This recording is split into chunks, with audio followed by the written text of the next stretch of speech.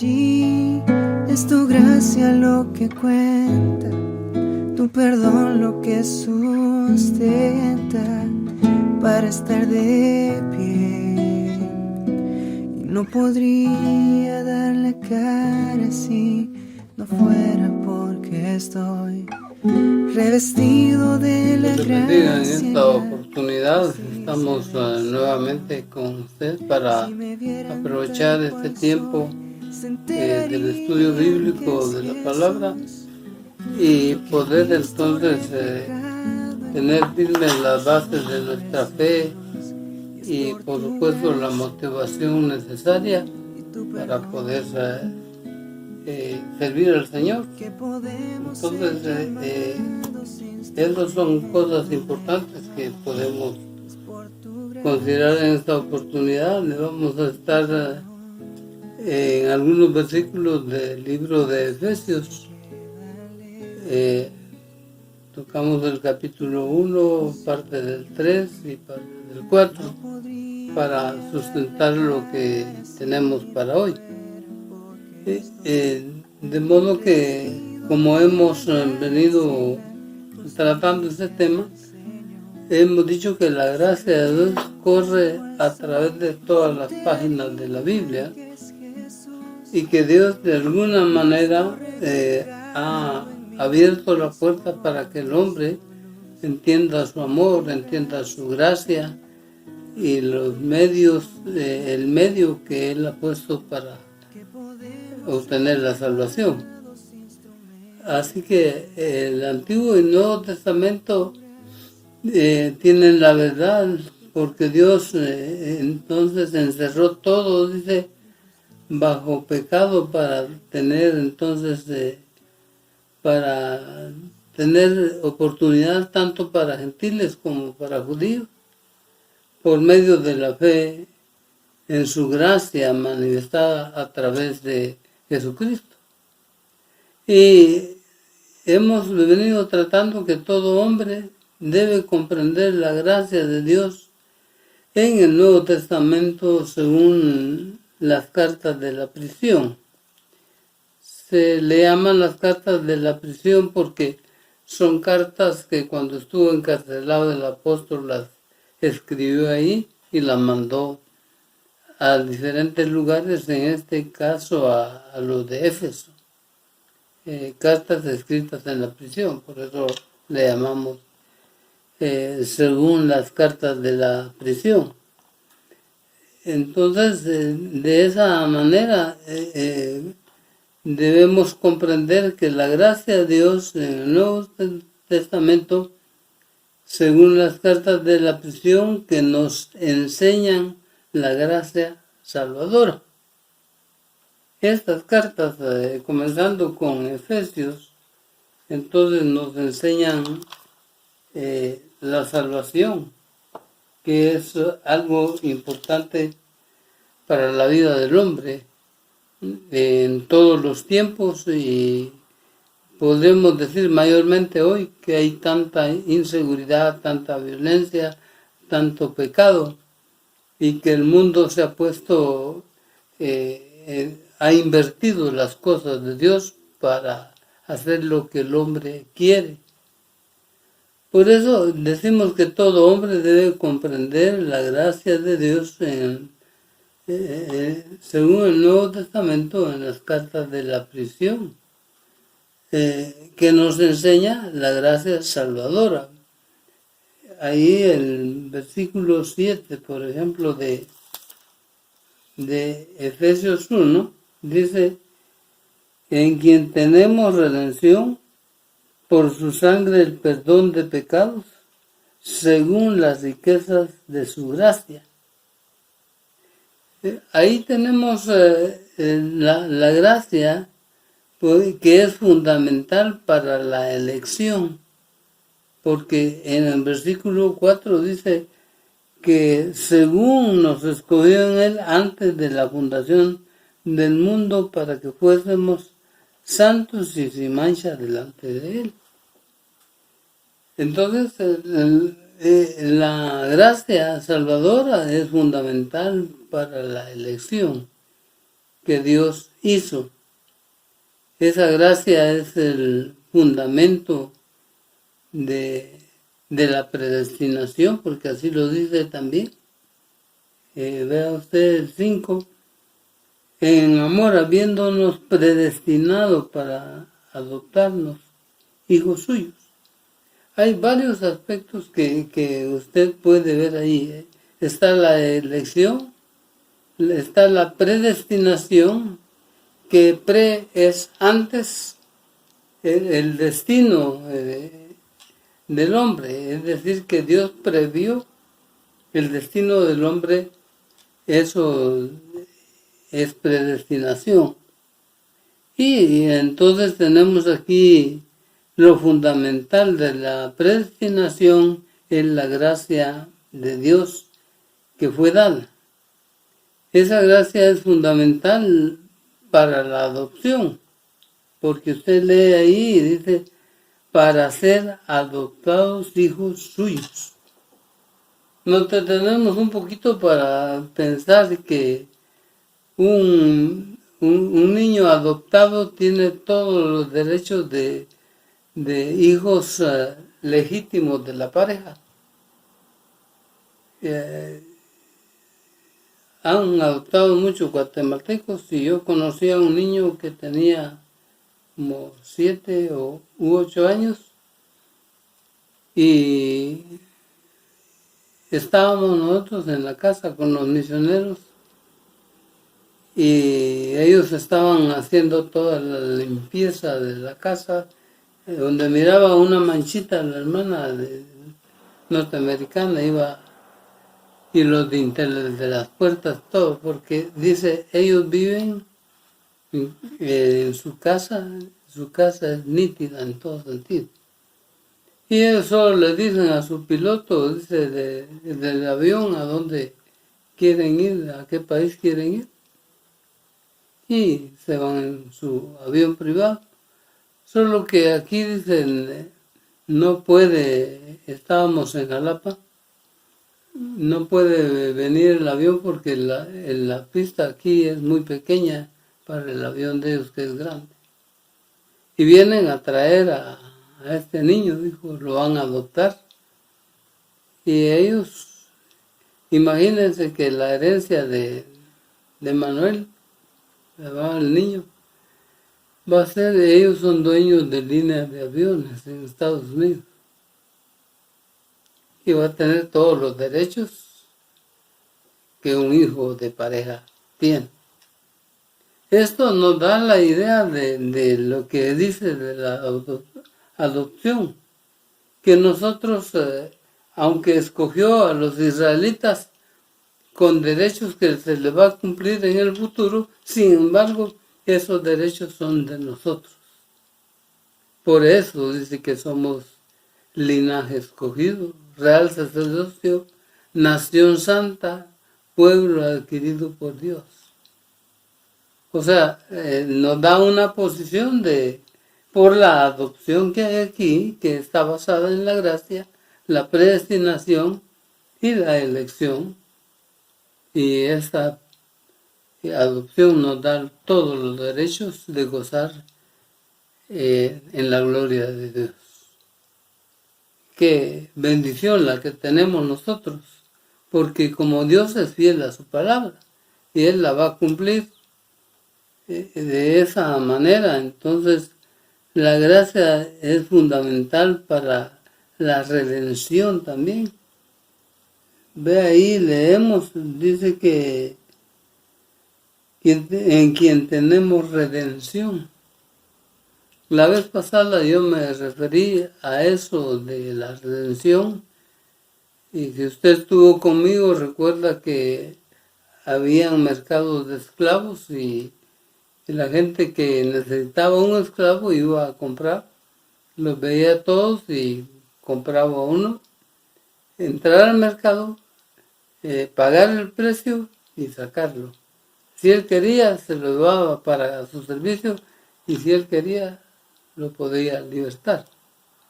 Y me decía que la redención es eso, que Cristo vino, entró al mercado donde nos tenía subyugado Satanás en los vicios, en cualquier otra cosa que estábamos, según nosotros, bien ahí. Y Cristo vino y pagó el precio en la cruz del Calvario para que todo aquel que en él cree tenga la libertad. Y somos dueños de otro amo, pero este amo es un amo bueno, nos trata de buena manera. Bueno, hay otras ilustraciones que podría tomar, pero esa es bíblica y entonces nos da todos los derechos como a Manuel le estaba dando los Griffin de Estados Unidos, los derechos de herencias de líneas de aviones. Así que la gracia es fundamental para la redención. También es fundamental para el perdón, porque ahí se menciona, dice, en quien tenemos redención por su sangre, el perdón de pecado. Es interesante que imagínense que cualquier pecado Dios lo perdona. Y aún los grandes hombres en la Biblia cometieron algún pecado, alguna falta, Dios los perdonó. Y a usted Dios quiere perdonar, no importa lo que haya hecho. Lo que no le puede perdonar es que no reconozca su amor en Cristo Jesús y lo reciba en su corazón como Salvador. Esa es la oportunidad de Dios para la vida de la humanidad, para usted, para mí, como me la dio. Y es interesante aprovechar que Dios dice que se olvida de nuestros pecados, que los lanza a lo profundo del mar, ¿verdad? Que los tira tras sus espaldas, para darnos a entender que el perdón de Dios es un perdón completo. Entonces tenemos la oportunidad. Ahora, las bendiciones de esta gracia de la elección, la predestinación, la adopción, la redención y el perdón tiene propósitos positivos. Porque leemos ahí, por ejemplo, el 4, dice, nos escogió antes de la fundación del mundo para que fuésemos santos y sin mancha delante de él. La santificación. Para que después de que Dios le haya perdonado y le ha dado todas esas bendiciones, en respuesta de gratitud, el ser humano, el cristiano, se santifica. Lo dice en el 6, para alabanza de la gloria de su gracia, con la cual nos hizo aceptos en el amado, para alabanza. Y eso es importante. ¿Sabe usted que la palabra judío no es mala? Y que se entiende mal aquí en nuestro ambiente. Cuando un niño se porta mal le dicen judío, pero la frase judío significa alabanza. Y Dios nos redimió, Dios nos perdona para que seamos para alabanza, una buena conducta, un buen vocabulario, una vida correcta en medio de este mundo perverso. Alabanza de la gloria de su gracia y alabanza de su gloria se repiten ahí. Por eso esta gracia nos enseña entonces, porque es gracia salvadora para nosotros. Y por eso estamos diciendo que el Nuevo Testamento, según las cartas de la prisión, que nos enseña la gracia salvadora. 2, que nos enseña la gracia del servicio. Porque cuando pasamos al 3, al capítulo 3 entonces encontramos, por ejemplo, el versículo 2 del capítulo 3 dice: si es que habéis oído de la administración de la gracia de Dios que me fue dada para con vosotros. Habla de la administración del ministerio de él, que él tenía que administrar bien su tiempo y dar el evangelio en todas partes. Es el llamado al ministerio. Administración es dar a conocer las dispensaciones de la gracia, como lo dice ahí en el versículo 10, para que la multiforme sabiduría de Dios sea ahora dada a conocer por medio de la iglesia a los principados y potestades en los lugares celestiales. Y por supuesto lo dice en el capítulo 1 también. Dice de reunir todas las cosas en Cristo en la dispensación del cumplimiento de los tiempos. Porque hay por lo menos 7 dispensaciones. Está la de la inocencia, ¿verdad? Entonces, cuando estaban en el Edén, es la inocencia, y también está entonces la conciencia allá afuera del huerto, el gobierno humano en el tiempo de Noé, y está la ley también que recibieron en el Sinaí, y hoy tenemos el tiempo de la gracia. O sea, inocencia, conciencia, gobierno humano, las promesas también, ¿verdad? La ley, y luego tenemos también la dispensación de la gracia. Tiempos en los cuales Dios ha tratado de diferentes maneras al hombre, pero siempre le ha dado la oportunidad de poderse salvar. De esa cuenta, entonces tenemos esas dispensaciones, tomando en cuenta el milenio también, que con el milenio se completan las 7 dispensaciones. De modo que el llamamiento a este ministerio está basado en la gracia, como él lo ha dicho ahí, a la gracia de Dios que me fue dada para con vosotros, los gentiles. Es decir, el ministerio revelado, contenido, porque cuando pensamos en eso, podemos... dice, el misterio era que los gentiles, según el 3.6, son coherederos y miembros del mismo cuerpo y copartícipes de la promesa en Cristo Jesús por medio del Evangelio. Copartícipes con los judíos, aquellos que creen. Entonces está el contenido del ministerio, que debía dar a conocer, porque antes dice que era un misterio que en otras generaciones no se dio a conocer a los hijos de los hombres, como ahora es revelado a sus santos apóstoles y profetas por el Espíritu. Era la venida de Jesucristo, el tiempo de la gracia para la vida del hombre, y la manifestación visible del amor de Dios a través de Jesucristo. Este es el ministerio contenido.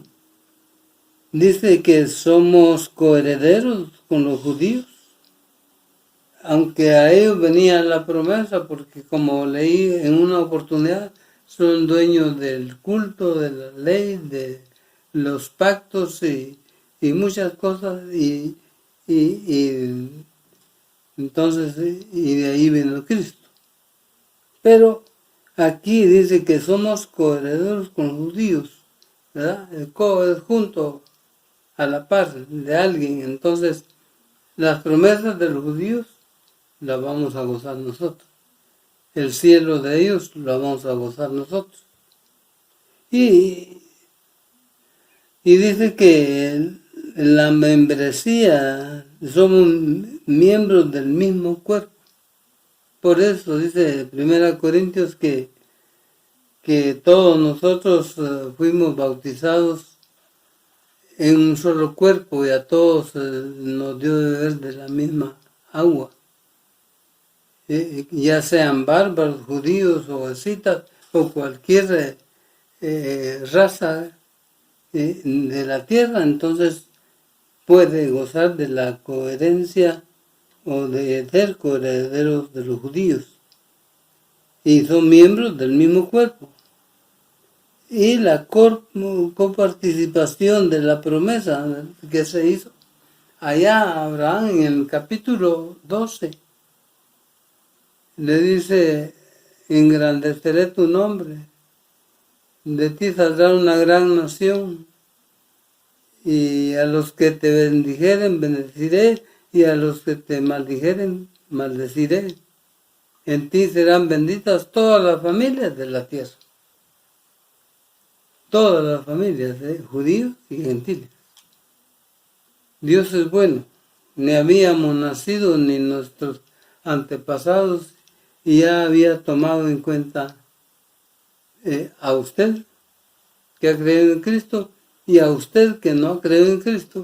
Dios lo quiere como parte del cuerpo de Cristo, parte de su familia, parte de un solo pueblo, porque Dios no hace distinción de personas. La misma salvación que hemos recibido nosotros se la ofrece a usted. Allá usted es responsable de decidir.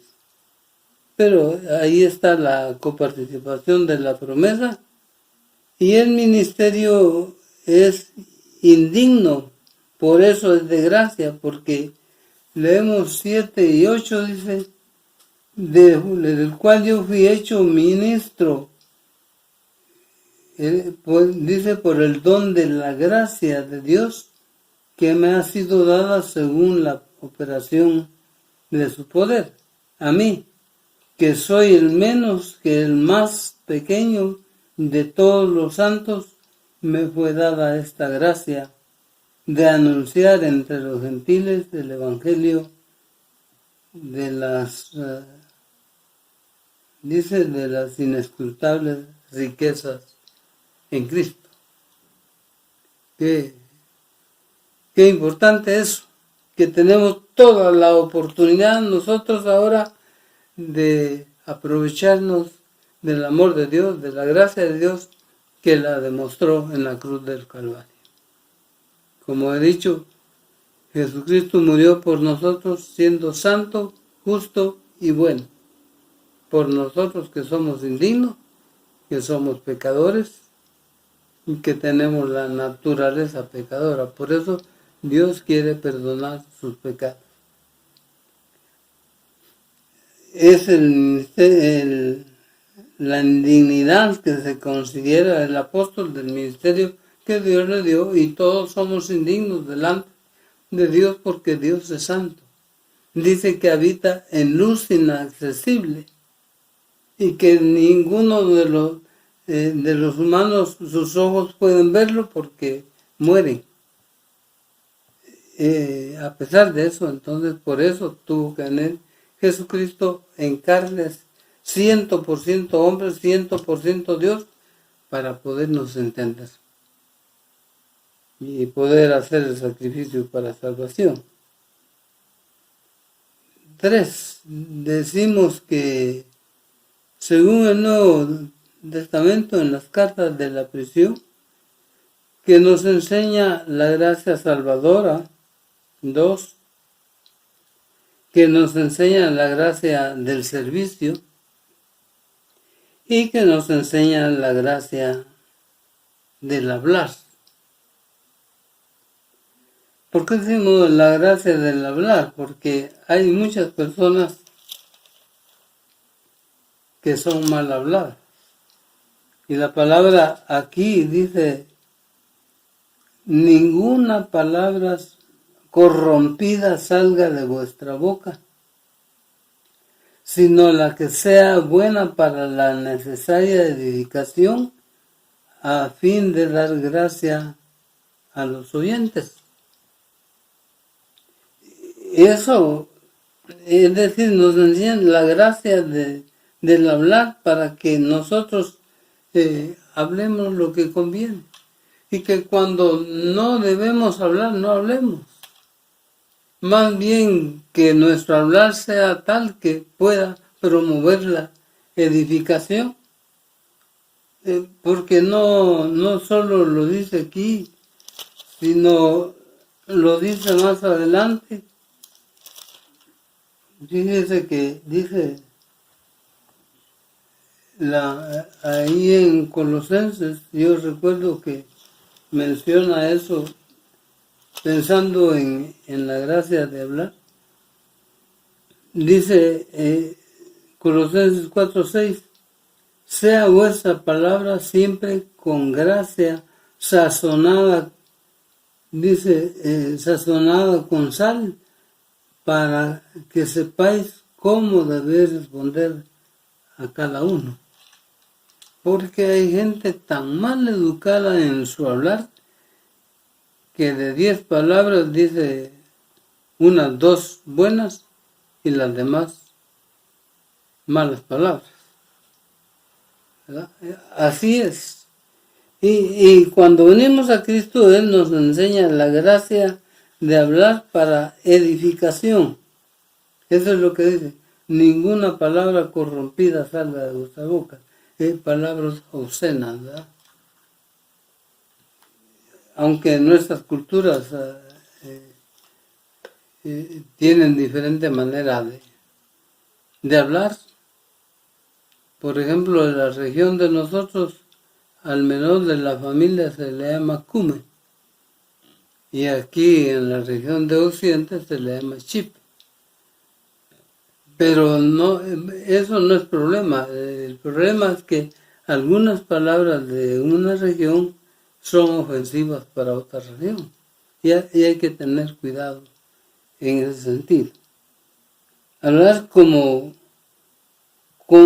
favor para el que oye, es decir, que sea útil, que sea de beneficio para el oyente, ¿verdad? Pero está hablando de una conversación provechosa que nosotros debemos de promover, ¿verdad?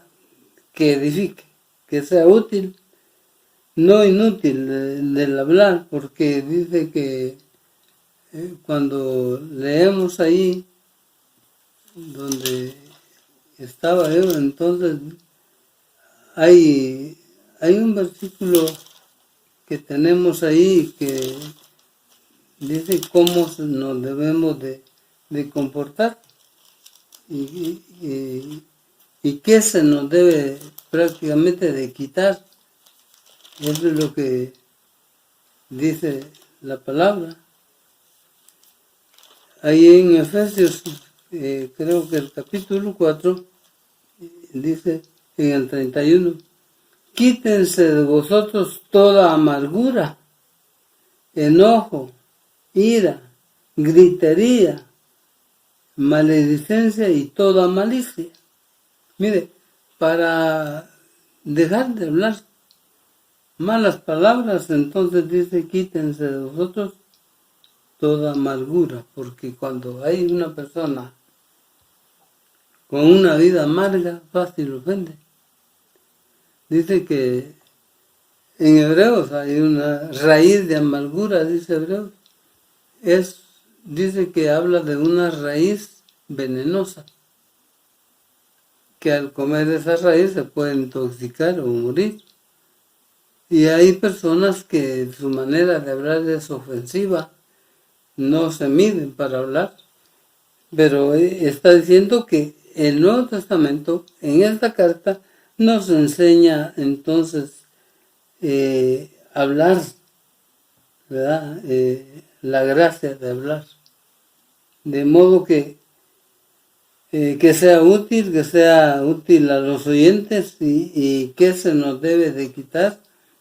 Eso está ahí en Efesios 4:31.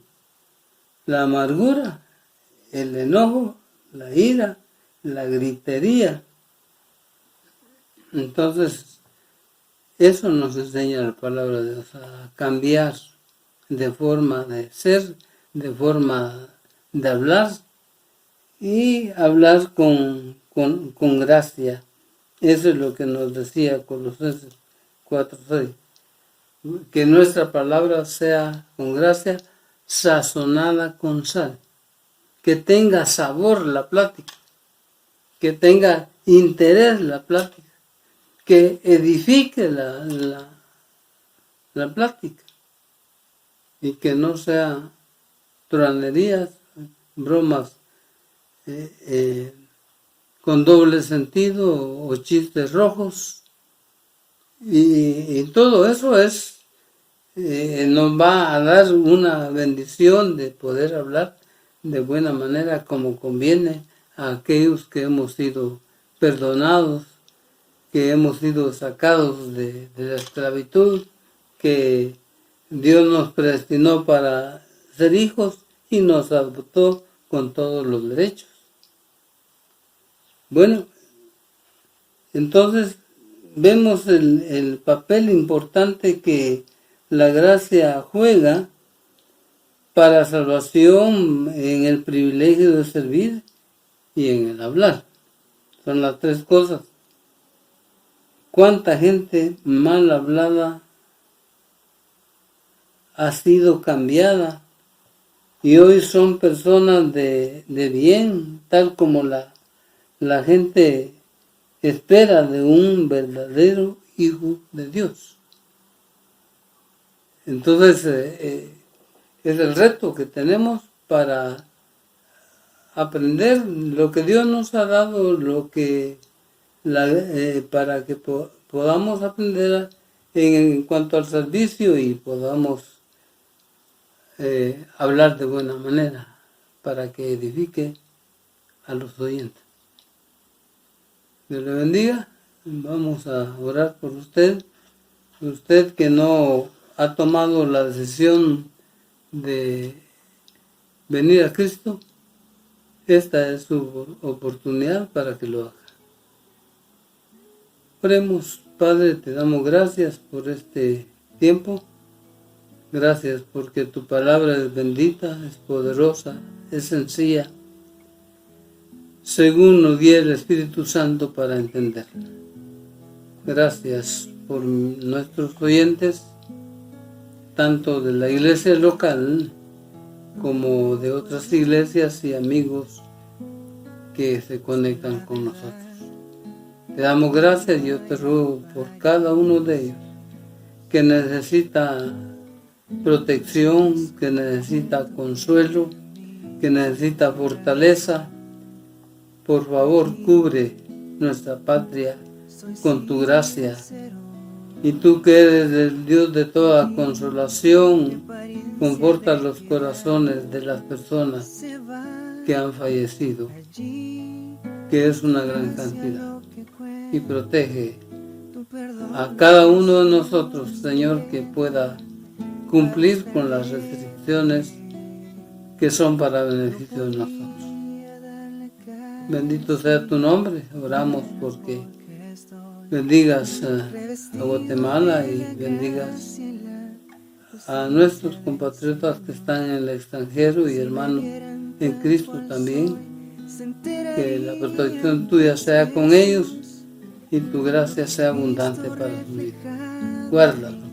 Te suplicamos y te damos gracias por este tiempo, en el nombre de Cristo Jesús. Amén. Que Dios le bendiga. Podemos ser llamados instrumentos de tu amor, y es por tu gracia y tu perdón. Mi justicia queda lejos de tu perfección y no podría dar la cara así.